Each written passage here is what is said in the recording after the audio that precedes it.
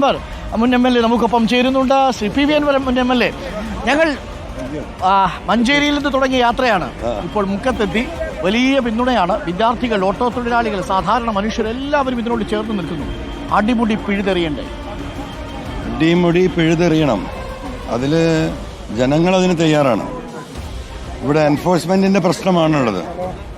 ഞാൻ തുടക്കം മുതലേ പറയുന്ന പോലീസിലെയും എക്സൈസിലെയും ഒരു ചെറിയ വിഭാഗത്തിൻ്റെ പിന്തുണ ഇപ്പോഴും ഇതിനുണ്ട് എന്ന് വിശ്വസിക്കുന്ന ആളാണ്. ആ പുഴുക്കുത്തുകളെ എടുത്തു മാറ്റിയാൽ ഇത് പിഴുതെറിയാൻ സാധിക്കും. അത് പുഴുക്കുത്തുകളെ കണ്ടെത്താൻ സർക്കാരിന് കഴിയാത്തിടത്തോളം കാലം നമ്മൾ ആര് വിചാരിച്ചാലും ഇതിനെ കൺട്രോൾ ചെയ്യുന്നതിൽ വലിയ പ്രയാസമുണ്ട്.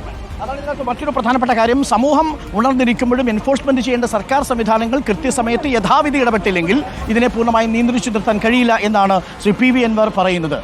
നമുക്ക് മുക്കത്തെ ആളുകളുടെ ഒരു കലാപരിപാടിയുണ്ട്, പ്രൊവിഡൻസ് കോളേജിലെ കുട്ടികളുടെ കലാപരിപാടി. അതോടൊപ്പം ഒരു വാർത്ത ഇപ്പോൾ കോഴിക്കോട് നിന്ന് വരുന്നുണ്ട്. ആ വാർത്തയിലേക്കും പോകണം.